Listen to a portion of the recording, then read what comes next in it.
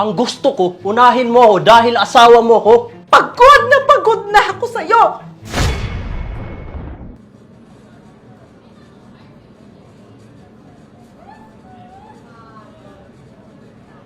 Ano po bang courses ang meron dito, Nako, sir? marami kaming courses na pwede mong pagpilian. Ayan, oh. Maganda to, mura. Saka malaki po may tutulong nito sa amin. Opo, kasi nga knowledge is power talaga, di ba? Opo. Hintayin na nga lang kita sa labas.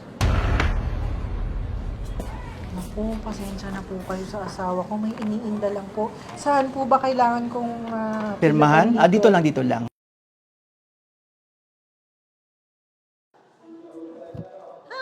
Tapos na. Oh, okay ka na.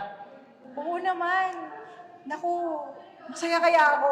Makakatulong yun sa akin. Alam mo ikaw, Joanne, pwede ba wag mo ako isasali dyan sa kulukuhan mo yan? Uy, makakatulong yan pag nagpunta tayo ng US, ah. US?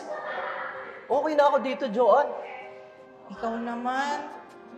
Yung ginagawa kong yan, knowledge pa din yan. Makakatulong yan kahit saan na kong lugar.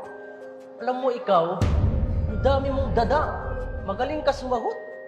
Kung ginamit lang natin yung perang ng nanay mo na pinadala sa'yo, hindi mas tayo pa sumaya. Eh sila lang pinasaya mo eh. Yung pinapabili ko sa'yo gadgets, asan? Asan? Masaan? Wala, di ba? PS5, iPhone 14.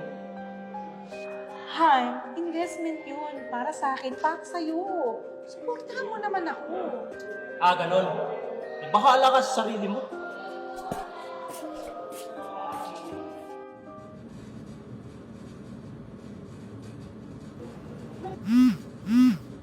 Tumatawag. Hello, Han. Sandali, nandito ako sa training.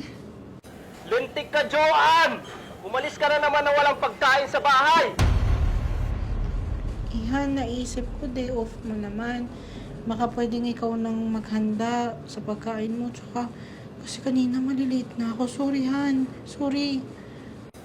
Ay, lecheng schooling yan. Mas inuna mo pa talaga yan kaysa sa asawa mo.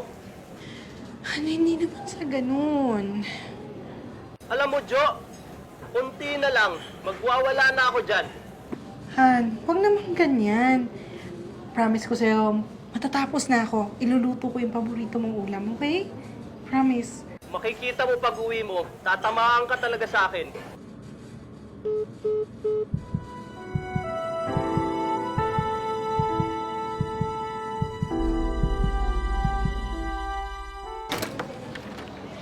Uy, Joanne! Kamusta ka na? Mabuti naman po, sir. How's your train? Na paano to? Wala po, sir. Wala po. Sigurado ka? Po. Come follow me to the office.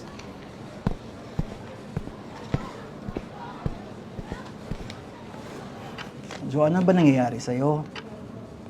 Tinuturing ka na naming pamilya dito, pero parang may kakaiba eh. Na, sir, wala po. Meron lang po kaming misunderstanding ng asawa ko. Kaya po ganun. Bakit hindi ba ito nakakatulong sa'yo? Hindi ko po kilala yung asawa ko. Lahat po yun, pagseselosan niya. Sa totoo, sin nga po, ayaw niya po na nagtitraining ako dito eh. Gusto niya, yung atensyon ko po, nasa kanya lang po. Mali naman yata yun, Joanne. Alam mo, kayong mga babae, ninirespeto. Women deserve respect. You should be respected by your husband. Pero ano nangyayari sa'yo ngayon? Pero mahal ko po siya eh. Ayoko pong masira kami. Alam mo, love is confusing. Nabubulag ka na. Alam mo, Joanne, kasalanan mo rin eh. Hinayaan mo kasing inabusuin ka ng asawa mo. Tingnan mo ano nangyayari sa'yo ngayon. So, ibig sabihin, kasalanan ko, sir? Inaabuso ka na kasi. Saka, parang nabubulag ka na rin sa pag-ibig. Ang mga abusers, hindi din dapat hinayaan na abusuin ka, kagaya ng asawa mo. Sige po, sir. Alis na po ako. May klase pa po ako. Salamat po.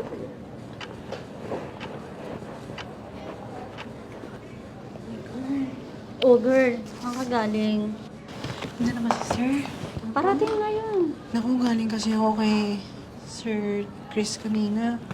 Alam mo ba? Ano na naman to? Wala. Magsabi ka nga sa akin. Oo. Sinasaktan ka na naman ba ng asawa mo? Di di niya kayang gawin sa akin yun. We, alam mo girl, bakit mo ba hinahayaan na gawin niya sa'yo yan? Mahal ko yung asawa ko. Girl, hindi sapat na dahilan ng pagmamahal para magstay ka sa isang toxic na relasyon. Toxic, hindi Mahal ako nun. Anong hindi? Tingnan mo nga nangyayari sa'yo. Alam mo girl, alam ko, hindi ingatan mo yung relasyon nyo. Pero girl, this time, mahalin mo naman yung sarili mo. Ingatan mo yung sarili mo.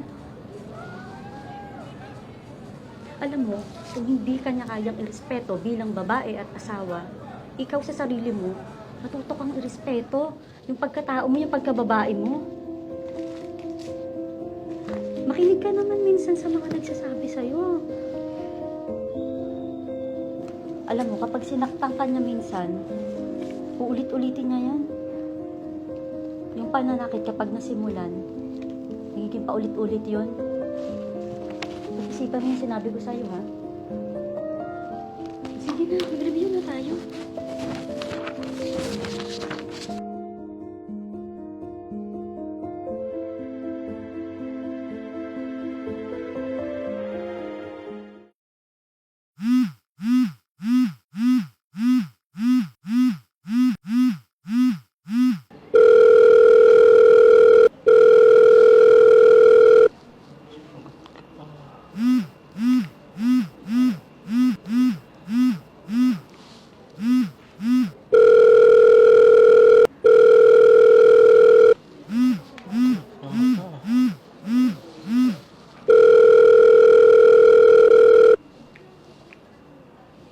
Ayaw mong sumagot, ha?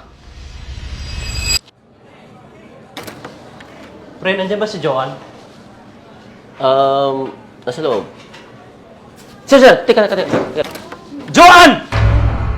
Ano ginagawa mo dito? Naku, pasensya na po kayo. Halika nga dito. Mag-usap tayo sa labas. Ano ginagawa mo dito? Ito ka nga. Ano naman nangyari sa'yo? Nakainom ka ba? Wala kang pakialam. Nakita mo ba ang mga miss call ko sa'yo o sadyang tanga ka lang? Pasensya ka na. Kasi kanina nag-aaral kami.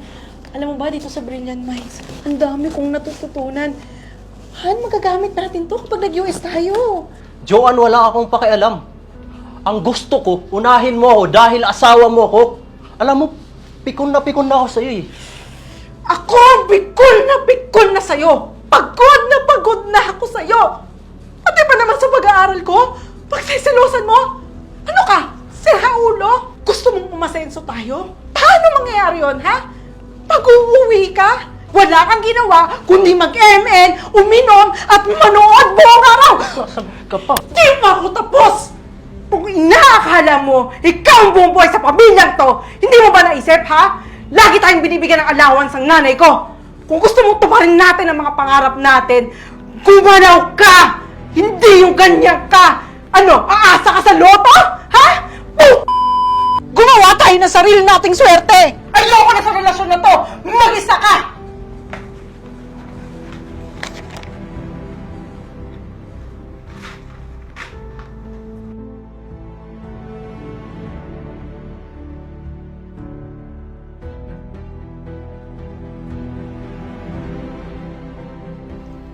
Kung naniwala ka lang sana sa akin dati, sana kasama kita ngayon.